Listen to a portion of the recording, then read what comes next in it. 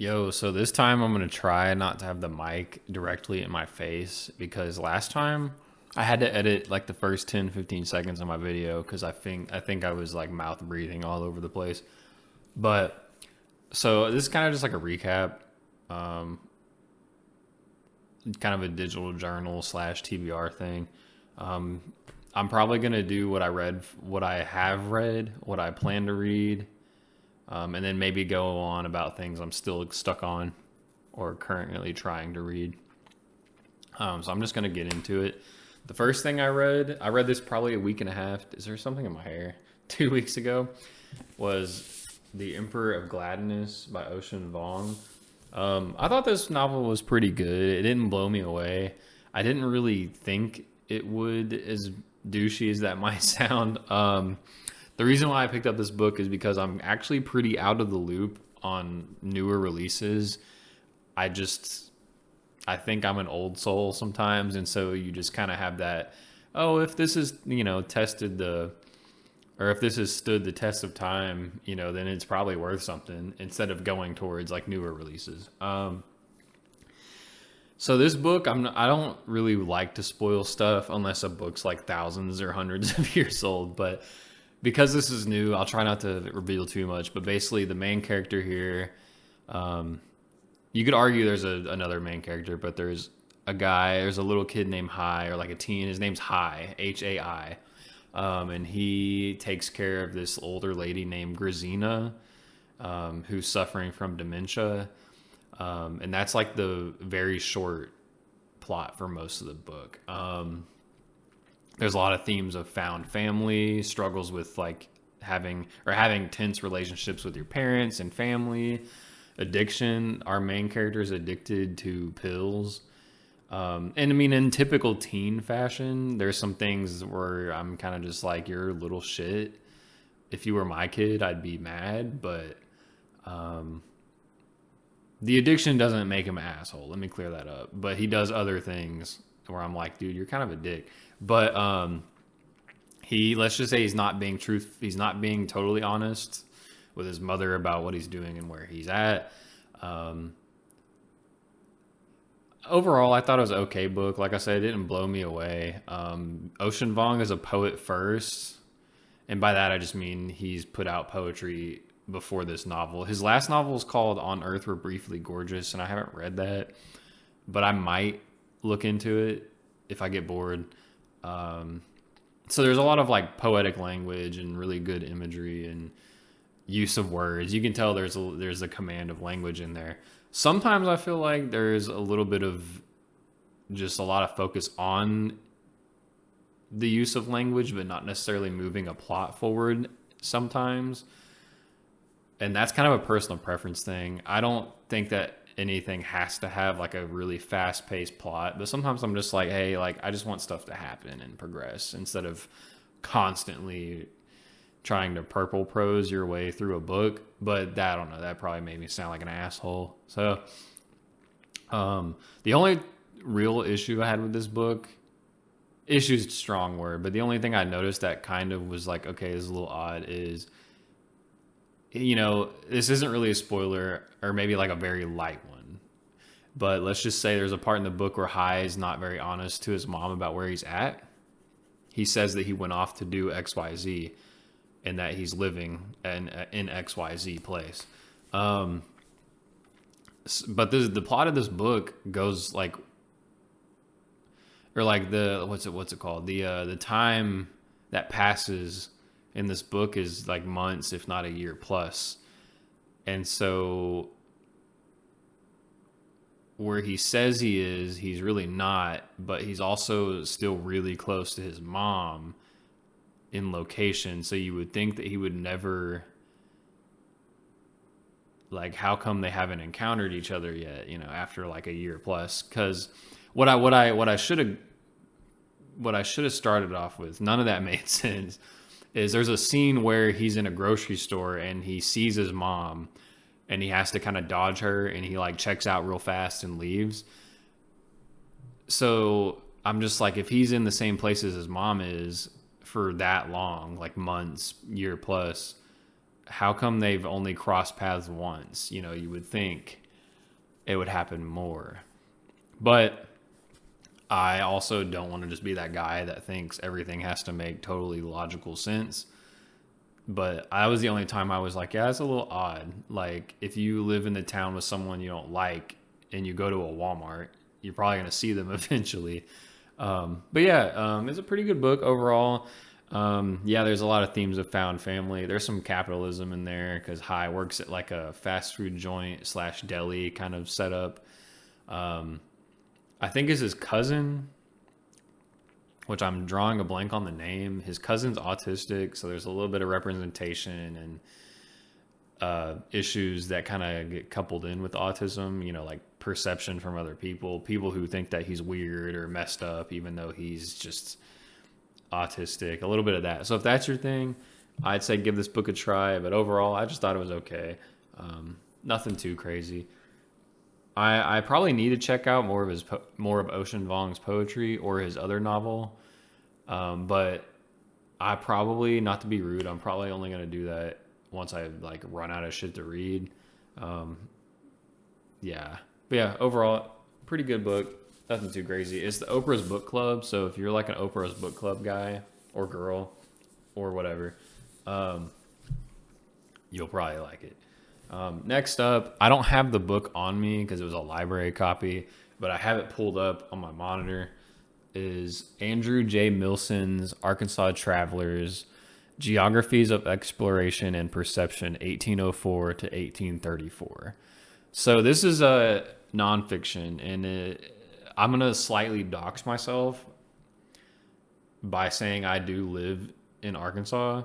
Yes, we're real people. I feel like if you're not in Arkansas, you're like, who the fuck cares? Sorry for my language, but yeah. So this is basically as it sounds. This was a book by, I believe, a professor of history at the University of Texas at Austin. I actually emailed the guy because I liked the book. Yeah, spoiler, I liked the book, but yeah, it tells the story of 4 different travelers, and I'll try to remember their names. There's William Dunbar and his sidekick. There's Henry Schoolcraft. All of these people have it's like 2 people, but it's told kind of from one journal, if that makes sense. So there's Henry Schoolcraft, Thomas Nuttall, which I think Nuttall, funny name, but Nuttall might be like the most popular one out of those 2 because he did a lot of, he was a zoologist and a botanist. So like he traveled throughout Arkansas and was like naming all these plants and stuff. There's actually a woodpecker called the Nuttall woodpecker, and like that's his thing. And then the last journal at the very end was some guy, I forget his, George, I think it's George Featherstonhaugh, another weird name. Just the long story short, it's 4 journals that are kind of looked at underneath like a more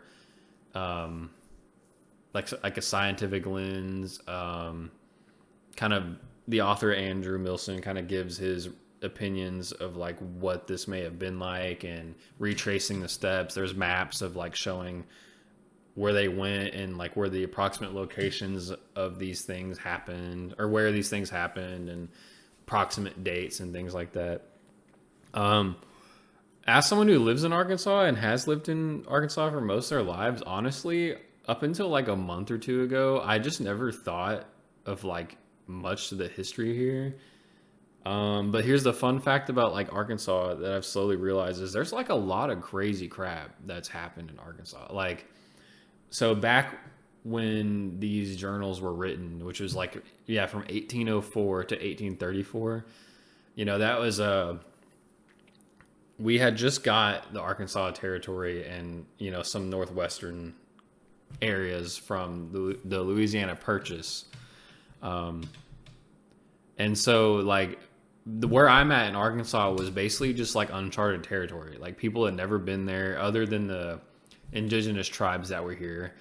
I shouldn't make it sound like nobody's been here. That's a little bit rude, but, basically the white man had never been here. There was no one logging what they found. There was no one logging, flora, fauna, up until the journalists, or not journalists, up until the explorations of the people inside this book. I'll try to pop up the cover in Clipchamp, which Clipchamp is weird.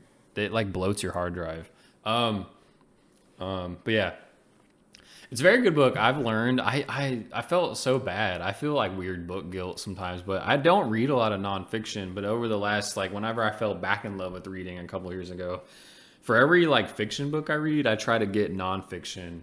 And coupled with the whole like not knowing a lot about the history of where I'm from, now I'm trying to like, I start really isolated. Like I start in like this place in Arkansas, and I'm just trying to go out far. Like I'm starting with these Arkansas history books, and then I'll probably do like US history and presidents. And then I even thought about doing like Canadian history, because like I know I live in the US, but I've never heard anybody around me talk about Canadian history, and that kind of sounds like crazy. I'm just like, what's Canada all about?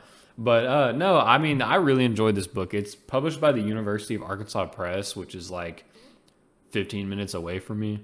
Also, another slight dox myself moment. But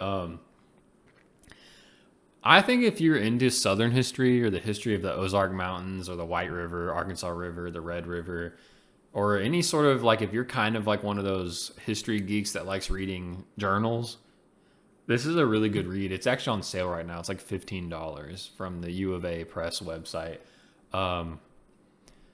Overall, I would say my favorite journal was Henry Schoolcraft's journal, because as silly as this is going to sound, he's probably the most like the everyday person.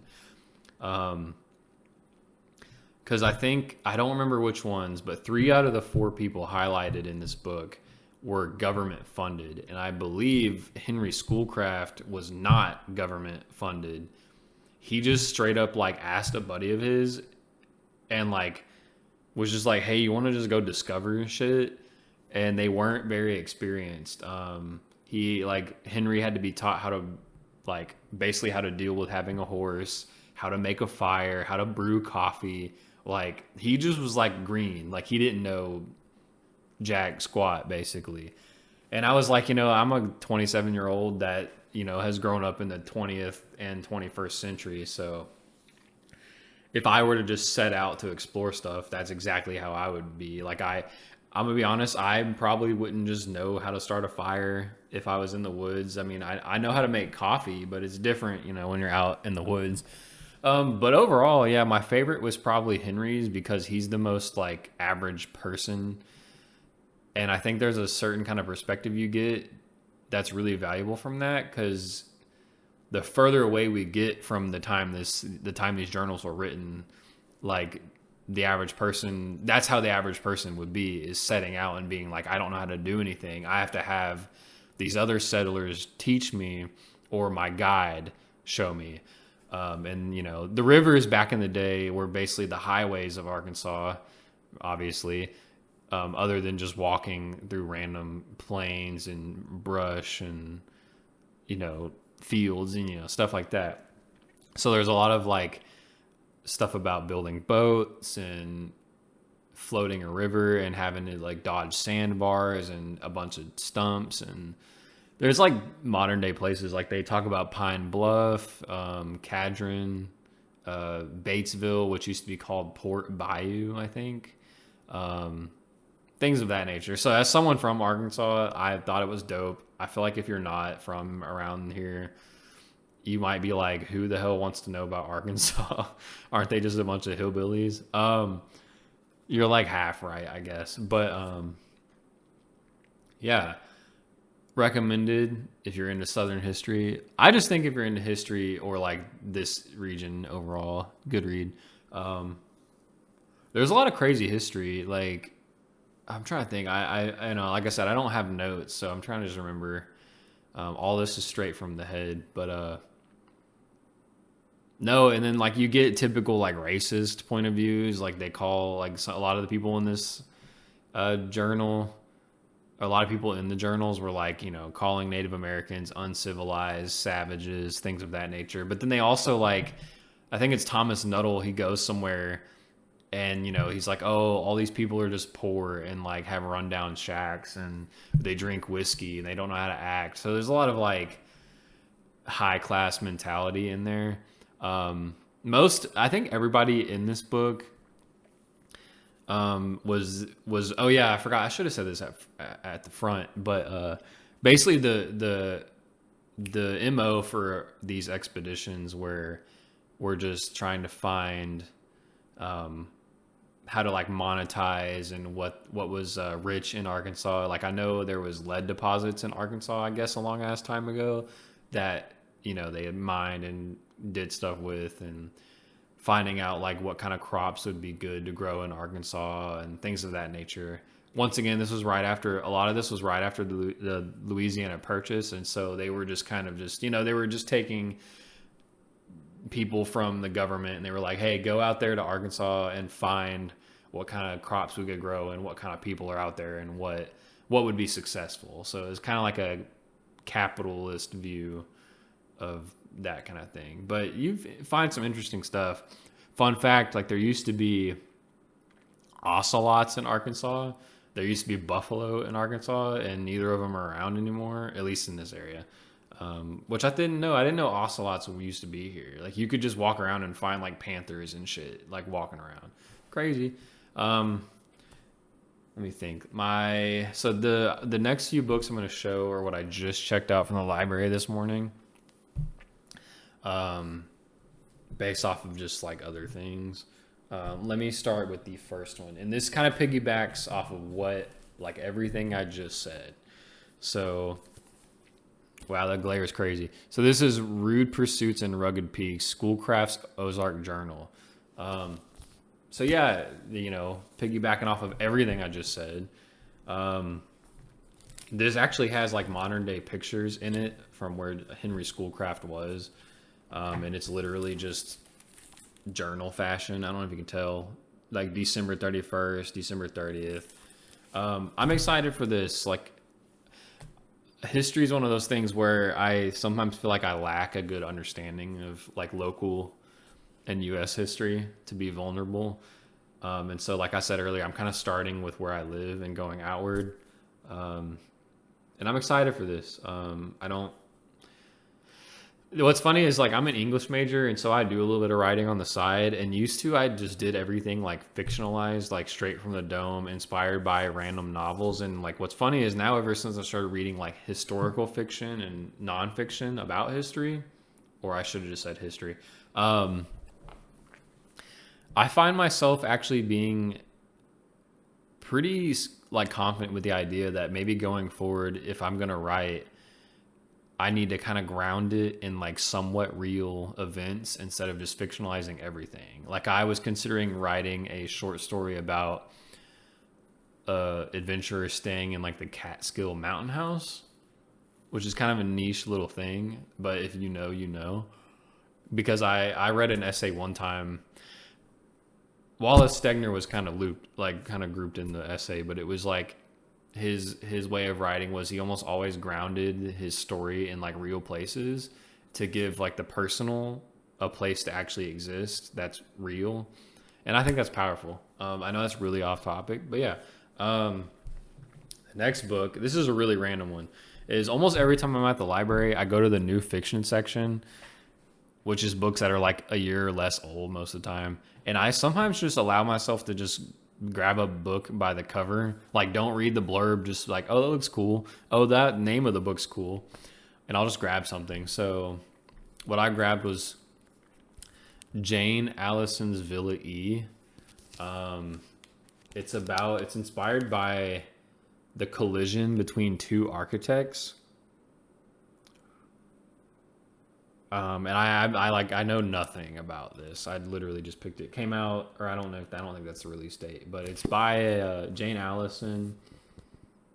Is a professor and is a professor of creative writing at the University of Virginia. So like I don't know anything about this book. I literally picked it up because I was like, oh, that's a really cool picture, and I like how it's almost like a very minimalist cover, which I'm kind of a fan of. I don't even know what to expect. I go in, like I said, with new fiction, I usually just go in blind. I just pick like random crap, which is probably a gift and a curse because you'll pick up a book and realize like, oh, I should have known I wouldn't have liked this. But that's like my way of trying to branch out. Is just like know nothing about it and just pick it out.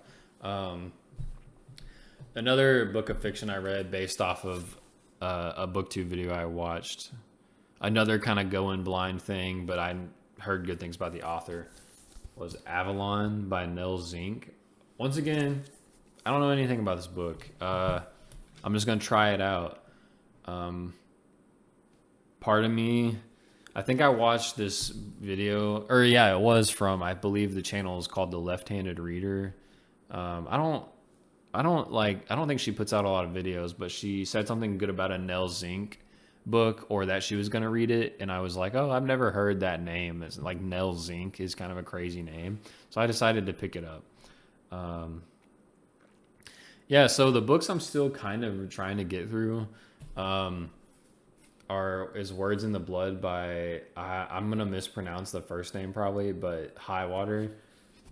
This is just like a book about Native American short stories and poetry. I don't know if this is weird, but with poetry and short story collections, I don't like rush through them. I don't really read them like a page turner. I do like, for instance, I have Geography 3 by Elizabeth Bishop, and I read one poem. I pick one poem almost at random, and I just read that poem like every day or every other day one time for like weeks. And I just kind of sit on it. And that's the same thing I do with this is I just pick like one short story either at random or I go from front to back and I read it, and then I just don't read another one for a week or two because they're just, isolated by themselves. So that's what I'm doing with this is I'm just basically reading like one story a week out of it. So it's kind of an ongoing thing. The next book that I'm still working on, I believe I showed this in my last video, Wallace Stegner and the Continental Vision. I enjoyed this thus far. It's a book of essays about Wallace Stegner and his opinion on literature, history, and landscapes. It's kind of inspired me to not be a piece of crap when it comes to being kind to your earth. I don't think I'm mean, but I don't like recycle as much as I should and like know about conservation as much as I should.